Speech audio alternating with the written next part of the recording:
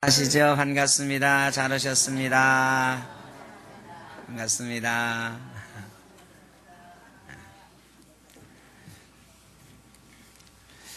복음은 어떻게 오는가? 오늘 함께 나눌 말씀의 제목입니다.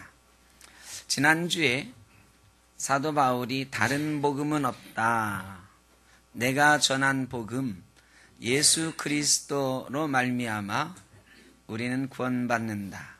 예수 그리스도께서 내 죄를 위하여 십자가 지고 죽으셨고 부활하신 그 예수 그리스도로 말미암아 우리는 구원받는다. 이것이 유일한 복음이다. 이것 이외에 다른 복음은 없다. 이런 말씀 하는 것 저희가 함께 나누었습니다. 복음은 예수 그리스도에 대한 소식입니다. 복음은 예수 그리스도께서 나 같은 죄인을 위하여 죽으셨고 내가 그 예수 그리스도를 믿으면 구원받는다고 하는 사실, 이것이 유일한 복음인 줄로 믿습니다. 찬송가에 나 같은 죄인 살리신 이라는 찬송이, 이게 원래 외국곡인데 이 복음에 대한 우리의 감격을 잘 드러내는 찬송이지요. 오늘 추석 명절도 시작되고 있는데, 연휴도 시작되고 있는데 좀 가볍게 말씀을 좀 나눠보자. 무거운 말씀일 수도 있는데 좀 가볍게 말씀을 좀 시작해보자 하는 의미로 이 찬송을 우리가 부를 건 아니고 주디 콜린스가 부른 영어로 된 찬송을 듣고 또 영어로 된 이 가사를 우리 찬송가 번역으로 하지 않고 직역해서 놓은 가사를 보면서 이 찬송을 좀 듣고 말씀을 좀 나누려고 합니다. 주디 콜린스가 부릅니다. Amazing Grace.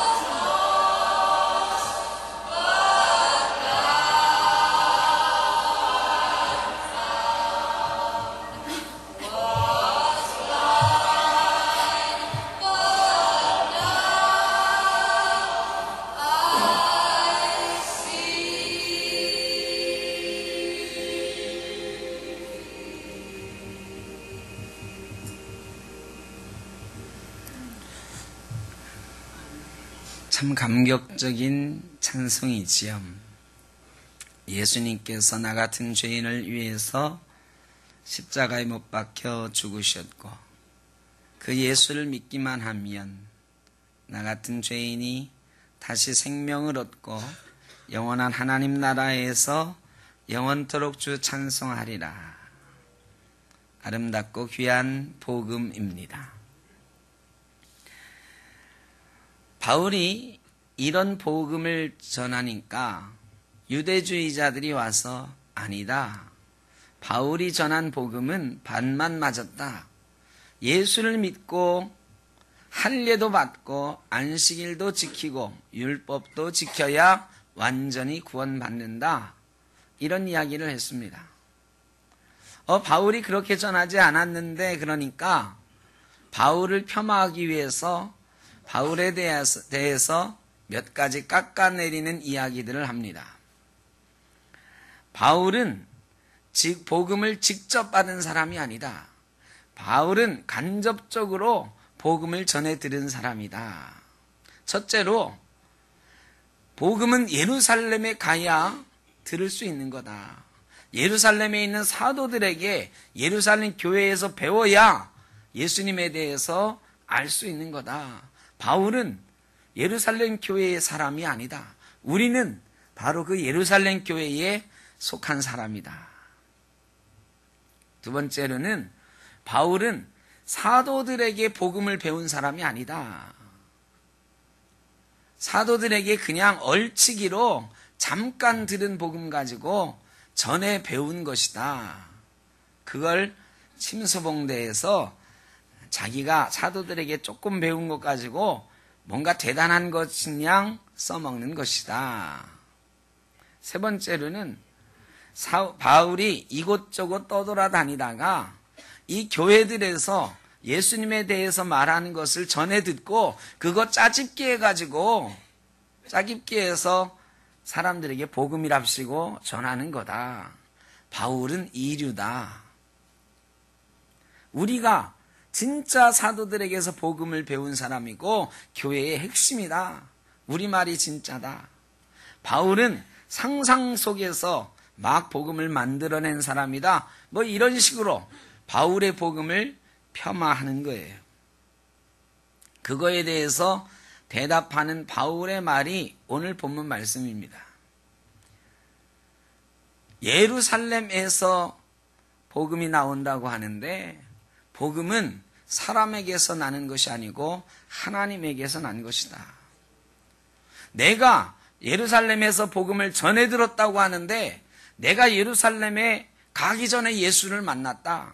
다메섹으로 가는 길에서 예수님을 만났고 그 예수님에게 대해서 직접 예수님에게서 들었고 내가 이 복음을 소중하게 지키려고 아라비아 광야에 나가서 3년 동안 이 복음 붙들고 기도하면서 훈련받았다. 그리고 나서 예루살렘에 가가지고 15일 겨우 머무르고 있었다. 내가 무슨 예루살렘에서 전해 들은 복음을 얘기하느냐? 내가 직접 예수님에게서 받은 복음을 전하는 것이다. 사도들에게 배운 거? 내가 베드로도 만났지. 야고보도 만났어. 그런데 당은 15일 동안 잠깐 그들을 만난 것이다. 그들에게 내가 배운 것도 있다. 내가 만난 예수님, 내가 들은 복음에 대해서 조금 더 확실히 알고 싶어서 예수님이 부활할 때 그 자리에 있었던 베드로에게, 야고보에게 예수님 부활할 때 모습은 어땠는지, 어떤 말씀하셨는지 이런 거 좀 들으려고 잠깐 만난 거다. 다른 사도들은 그때 교회가 박해받을 때라 다 도망가고 만나지도 못했다. 내가 다니면서 다른 교회들에서 복음을 배웠다고 하는데 그것도 말도 안 되는 소리다. 내가 교회들 이렇게 다녀보니까 거기 있는 유대인들은 내 얼굴을 알지도 못하더라. 나중에서야 내가 간증하는 이야기를 듣고 저 사람이 우리 예수를 믿는 사람들 핍박하던 사람인데 이제는 예수를 믿게 되었다고 그 복음을 전한다고 사람들이 하나님께 영광을 돌리더라. 내가 그 사람들에게서 복음을 주워 들었겠느냐? 그것도 아니다. 그럼 내가 전해 들은 복음은 어디에서 온 것이냐? 사람에게서 난 것이 아니고 예수 그리스도께서 내게 직접 계시해 주신 것이다. 여러분, 복음은 어디서 오는가? 하나님에게서 오는 줄로 믿습니다. 계시는 하나님께서 드러나지 않은 것을 드러나게 해주시는 것을 계시라고, 우리가 모르던 것을 깨닫게 해주시는 것, 직접 말씀해 주시는 것, 이런 것을 계시라고 하는데, 내가 예수를 알게 된 것이 바로 하나님께서 예수 그리스도를 통해 직접 계시해 주셔서 내가 알게 된 것이다. 바울이 그렇게 대답하는 거예요. 복음에 대한 오해가 있습니다. 복음은 어떻게 오냐면 하나님의 계시로 우리에게 오는 것인데, 사람들이 복음에 대해서 오해를 해요. 여러분에게 복음은 어떻게 왔습니까? 여러분에게 복음은 누가 전해줬어요?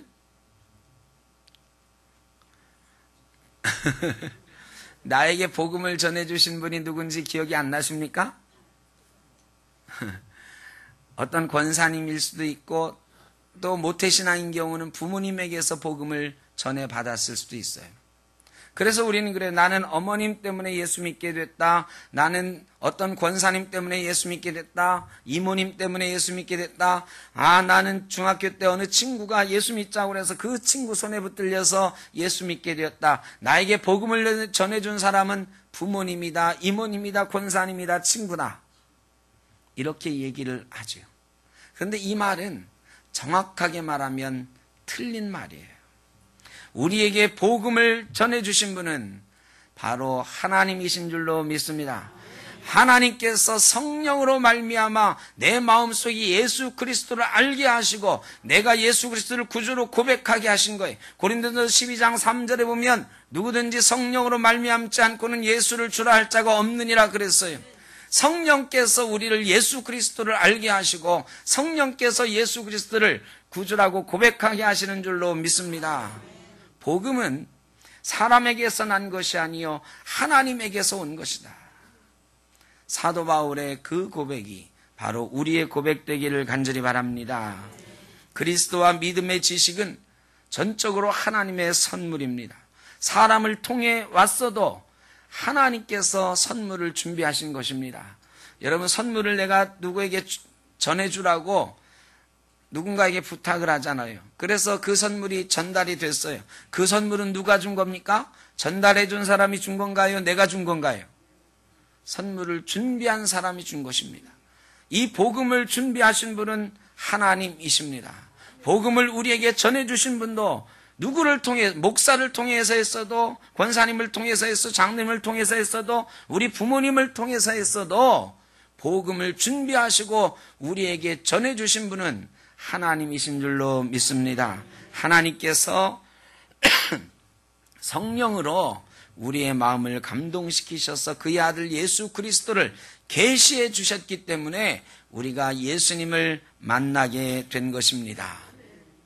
이 계시가 복음이 우리에게 오는 통로인데, 이 계시가 조금 어려운 얘기거든요. 이 계시는 여러 모양으로 우리에게 전해집니다. 한일장신대 총장이신 오덕호 목사님이 지은 어떤 책에 보니까 미국에 있는 한 권사님 이야기가 나오더라고요. 이 권사님이 믿음이 아주 좋으셨어요.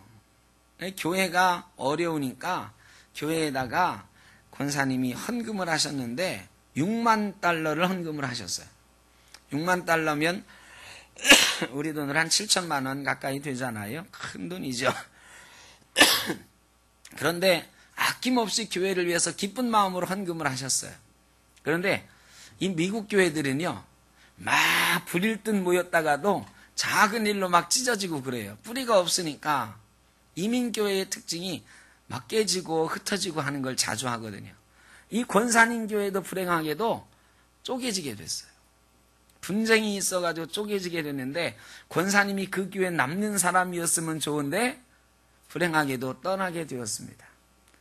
분쟁이 있어가지고 목사님 싫다고 떠나게 됐는데, 권사님이 생각하니까 아까워 죽겠어요. 뭐가 아까워? 그 헌금 6만 달러 해놓고 떠날라니까 이게 너무 아까운 거야. 새로 가는 교회에도 필요하고.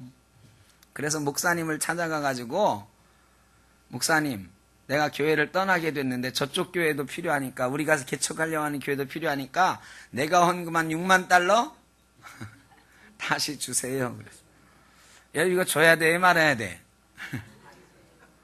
이게 목사님에게 준 것도 아니고 교회에 헌금한 것도 아니고요, 하나님께 드린 거거든. 목사님이 아무리 생각해도 하나님께 드렸던 것을 줬다 가져간다라는 게 말도 안 되고 또 줄 돈도 없어. 그래 목사님이 그 권사님 그 하나님께 헌금한 건데 다시 달라면 어떡하냐고. 권사님이 포기하고 가셨으면 좋은데 그 뒤로부터 매일 찾아오시는 거예요. 어느 날은 교회 예배 시간에 말이죠, 예배당 앞에서 6만 달러 내놔라 피켓 들고 있는 거야.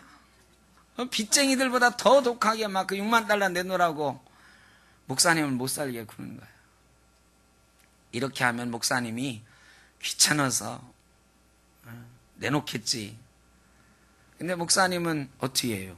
줄 돈도 없지만 줘서도 안 되는 거라. 그래도 못 드린다고. 점점 이 권사님이 말이죠, 화가 나기 시작했어요. 자기가 막 병이 생기기 시작하는 거예요. 시름시름 앓더니요, 알아 눕게 됐어요. 병원에 갔는데 원인을 모른대.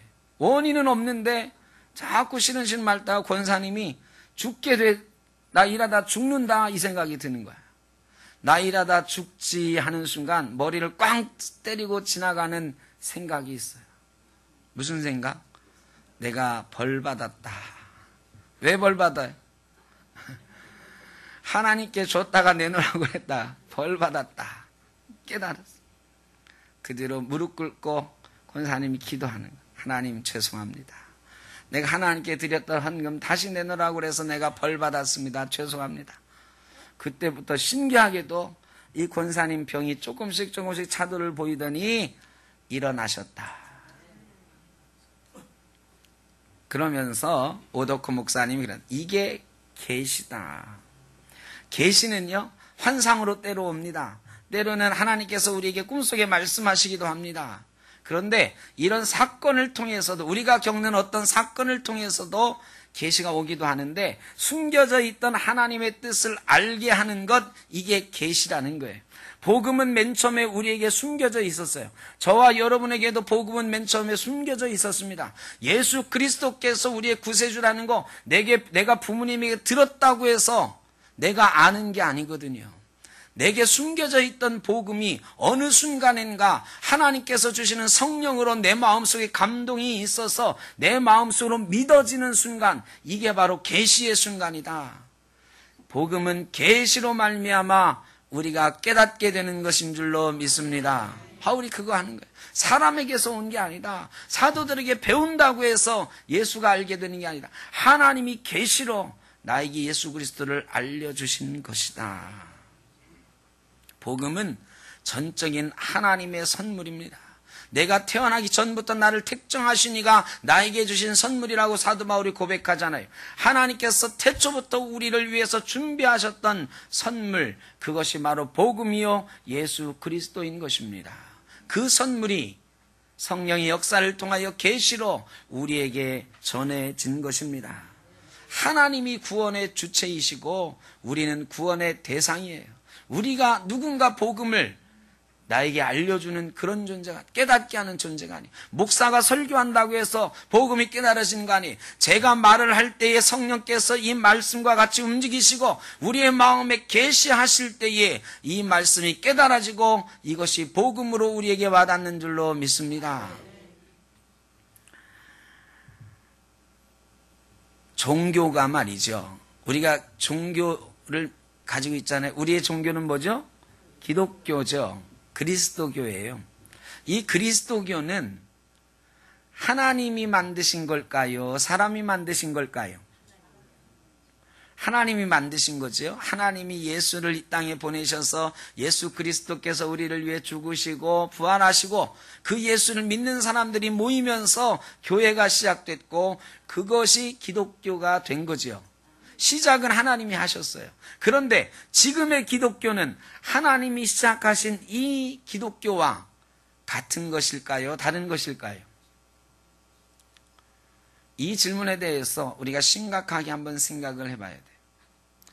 우리의 기독교는 맨 처음에 복음에 대한 감격으로 복음을 붙들고 시작을 했습니다. 그런데 이게 2000년 지나면서 이 복음 위에 자꾸 사람의 손길이 덧입혀지기 시작했어요. 제도가 생겼고요. 사람들의 직분이 생겼고요. 또 교리가 생겼어요. 그리고 교회가 이 위에 자꾸 쌓여지게 됐어요. 역사가 더해지면서 교회에 이 복음은 저 속에 감추어져 있고요. 껍데기는 사람의 손길로 가득하게 됐어요. 복음이 변질되게 되었습니다. 여러분, 복음이 변질되었다라는 것 참 위험한 얘기긴 하지만 이게 분명하게 우리가 생각을 해야 될 거는 교회에 믿음은 있어요. 여러분 예수 믿으시죠? 믿음은 있어요. 그런데 복음의 감격은 없어. 구원의 감격은 없어요. 물론 복음의 감격을 가지고 사시는 분도 있지만 교회 전반적으로 보면 분명히 예수 믿는 사람들은 가득한데 그 예수 믿는 사람들이 모여 있을 때에 복음의 감격으로 막 넘쳐나는 그런 감격이 없어요. 복음이 변질된 거예요. 여러분, 유현진 선수가 야구를 잘 모르시는 분들은 죄송한데 어제 시합에 졌어요. 어제 시합에서 잘 했으면 이 가을에 하는 막 준결승전, 결승전, 월드시리즈 이런 데도 좀 나갈 수 있었을 것 같은데 어제 홈런을 3개나 맞고 져버렸어. 그래서 여기저기 막 포스트 시즌에 나가기 어렵다 그래요. 이 야구 좋아하는 사람들은요 오늘까지도 가슴이 아파. 야구 좋아하는 목사님들이 아직도 카톡을 보내요. 아 유뚱 이러면서. 여러분 유현진이 홈런 3개 맞고 진 게요 오늘까지 가슴 아파 막. 근데 유현진이 막 이겼어 봐요. 오늘까지 기분이 좋아 막. 어떤 목사님들 유현진이 이겨서 설교하러 올라가는데 기분이 좋다고 이럴 거야. 그런데 유현진이 져가지고 오늘 기분이 꿀꿀한데 설교 잘 될까 이런 분도 있다고. 여러분 어떤 운동선수가 말이죠 이기고 지는 거는요 이 여운이 오래가. 여운이 오래가. 옛날에 월드컵 그건 뭐 비교가 안 됐잖아요. 월드컵 지난 지가 벌써 15년인데 아직도 히딩크 얘기하고 있잖아 막. 히딩크 모셔오자 막. 지금 우리 그 나라 국가대표가 시원찮은데 뭐라고 그래서 히딩크 모셔오자. 아직도 히딩크에 대한 여운이 아직도 있어요. 여러분 15년 전의 월드컵에 대한 감격이 아직도 우리에게 남아있어요. 그런데 여러분 이런 감격과 이런 감동에 대한 기억들이 우리 삶에 가득한데 말이죠. 예수 그리스도께서 나를 위해서 죽으셨다라고 하는 그 사실이 내게 주는 감격과 감동은 얼마나 크게 지금 남아있습니까? 매일매일 그런 감동 속에 그런 눈물 속에 우리가 살아가고 있느냐? 속죄의 확신은 있어요. 믿음은 있어요. 예수 믿고 천국 간다는 확신은 우리에게 있어. 그런데 예수 믿었다고 하는 감격, 하나님이 예수 그리스도를 내게 주셨다고 하는, 나 같은 죄인을 위해서 예수 그리스도를 보내셨다고 하는 그 놀라운 사실에 대한 감격과 감사가 우리 속에 사라져가고 있다. 그 복음의 감격이 우리 사람의 손길로 자꾸 덮여가고 있다. 사람의 제도로 막 덮여가요. 이게 오늘날 우리 교회의 모습이다. 바울이 오늘 쭉 하는 얘기가 그거예요. 그 복음이 찾아온 다음에 내가 변했다. 예수를 내가 우리 유대교회 연장자들보다도 더 유대교회 열심이어서 내가 예수 믿는 사람을 그렇게 열심히 핍박했었는데 예수 그리스도를 만난 후에 계시로 내게 복음이 찾아온 후에는 내가 변해서 예수 그리스도를 증거하는 자가 되었고 그것을 보고 사람들이 하나님께 영광을 올리게 되었다는 거예요. 여러분 예수 그리스도께서 내게 찾아오시면 복음이 내게 찾아오시면 우리는 놀라운 삶의 변화가 있게 되고 하나님의 영광을 나로 인해서 사람들이 돌리게 되는 줄로 믿습니다. 그런 삶의 변화가 우리에게 지금 나타나고 있는가? 그런 감격적인 고백들이 우리에게 지금 나타나고 있는가? 우리는 예수 그리스도를 바울처럼 증거하는 자가 되고 있는가? 예수 안에 있으면 우리는 새로운 피조물이라고 했는데 우리는 날마다 새로워지고 있는가? 날마다 복음의 감격 속에 예수 그리스도를 우리의 입으로 우리의 삶으로 증거하고 있는가? 복음은 틀림없이 우리에게 왔어요. 그런데 이 복음이 하나님의 계시로 성령의 역사로 지금도 내 마음속에 전해지고 있어야 살아 움직이고 있어야 그 감격이 차고 넘치는 건데 우리의 머릿속에는 언젠가 누구에게서 받은 예수 그리스도는 있는데 내 마음속에 성령으로 역사하셔서 계시되는 복음이 없어요. 계시되는 예수 그리스도가 없어요. 살아 움직이는 예수 그리스도가 없어요. 그래서 감격도 없고 감사도 없고 예배 시간이 되었어도 주님 앞에 나오는 감격이 없어요. 주님, 나 같은 죄인을 이 자리에 부르셨으니 감사합니다. 나는 죽을 수밖에 없는 죄인인데 오늘 이 예배 이 자리로 나를 나오게 하셨으니 감사합니다. 여러분, 이런 감격으로 우리가 주님 앞에 나와야 되는데 그저 주일 되었으니까 예배 시간 되었으니까 습관적으로 그냥 관습적으로 이 자리에 나오는 거예요. 믿음은 있는데 복음이 없어요. 믿음은 있는데 복음의 감격이 없어요. 이게 오늘날 우리 그리스도인의 모습이다. 복음의 감격을 회복해야 됩니다. 복음의 감격을 회복하는 것 어떤 것일까?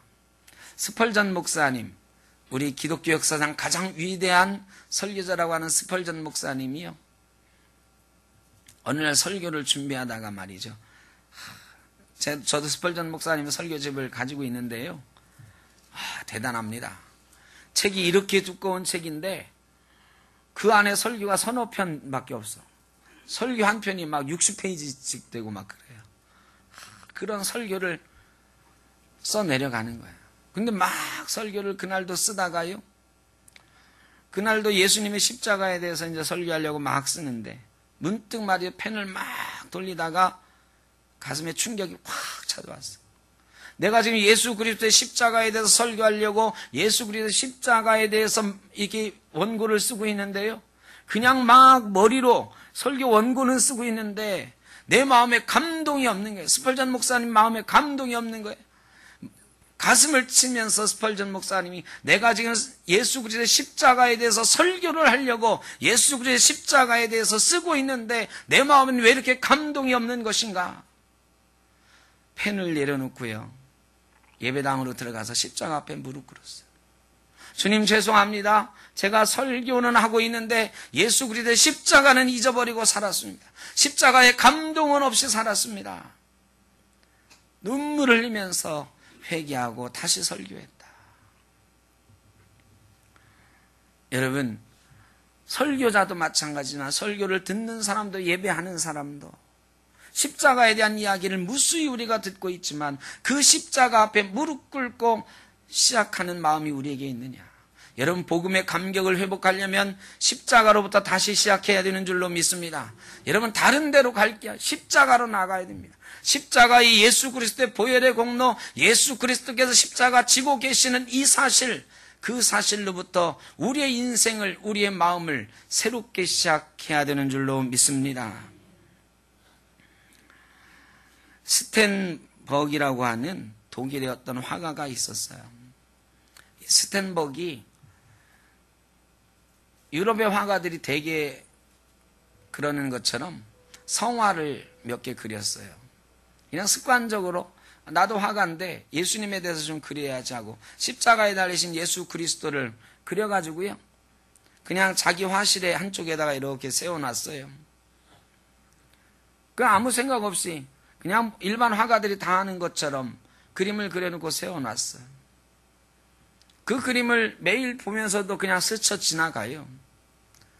근데 어느 날 집시 아가씨를 모델로 삼아서 그 집시 여인을 그렸습니다. 집시 이 아가씨가 이 화실에 들어와서 모델 일을 이렇게 하다가 그 그림을 봤어요. 이 집시아 가신 예수님을 모르는 사람이었어요. 스탠버그에게 물어봤습니다. 저 사람은 누구냐고. 되게 죄를 크게 졌나 보라고. 저렇게 끔찍하게 십자가에 못 박혀서 피 흘리고 있는 걸 보니까 저 사람은 죄가 참 많은 사람인가 보라고. 저 사람은 누군데 화가 선생님이 그려놓으셨어요? 하고 물어봤어요. 스탠버기 아니라고. 저 사람은 죄에 있는 사람이 아니고 우리 죄를 대신해서 십자가 지고 있는 거라고. 집시 아가씨가 눈물이 그렁그렁하면서 우리 죄를 위해서 십자가 지고 있는 거라고요. 그럼 내 죄를 위해서도요? 선생님 죄를 위해서도요? 스탠버기 그렇다고. 이 집시 아가씨가 눈물을 뚝뚝 흘리면서 저 사람은 나를 위해서 십자가 지고 있는데 그럼 나는 저 사람을 위해서 뭘 할까요? 스탠버기 주변에 교회에 있으면 교회 나가시라고. 그렇게 하고 이제 집시 아가씨를 돌려보냈어요. 그리고 나서 그 그림을 보는데 말이죠. 가슴에 먹먹해 오는 거예요. 내가 그림을 그려놓고도 이 십자가에 달리신 예수 그리스도를 나는 매일 그림을 보고 있으면서도 아무런 감동도 없었고. 그리고 그 그림 밑에다가 제목을 붙여서 전시회에 내놨어요. 내 너를 위하여 피 흘렸는데 너는 나를 위해 무엇을 주는가. 이런 제목을 붙여서 그림을 전시회에 내놨습니다. 이 전시회에 진젠도르프라고 하는 독일의 백작이 찾아와가지고 그 전시회 그림을 보고요. 그 밑에 써있는 글귀를 보고요. 감동을 받았어요. 야, 나는 예수를 위해 뭘 하고 있는가?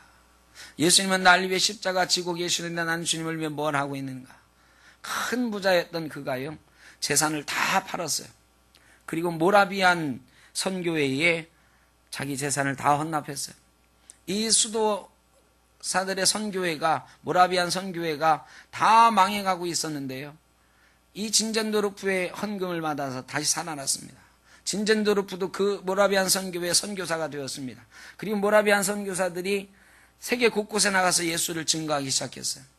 미국에도 선교사가 파송이 됐습니다. 캐나다에도 파송이 됐습니다. 어느 날 모라비안 선교사 2명이 미국에 다녀오다가 큰 풍랑을 만났습니다. 배에 있는 사람들이 다 우왕좌왕 난리가 났습니다. 다 죽게 되었다고 하는데요. 배멀미에 앉아서 이 모라비안 선교사 2명이 말이죠. 찬송하면서 기도하는 거예요. 그 흔들리는 풍랑 속에서 이 선교사 2명이 기도하는데 그 모습을 보고 큰 충격을 받은 젊은이가 있었습니다. 야, 저분들 참 대단하다. 나도 예수 믿는 사람인데 나는 왜 이럴까? 내 믿음은 어떤 것인가? 자기 가슴을 치면서 내가 예수를 다시 믿어야 되겠다. 다시 십자가에서부터 시작해야 되겠다. 결심한 사람이 있는데 그 청년이 바로 요한 웨슬레였습니다.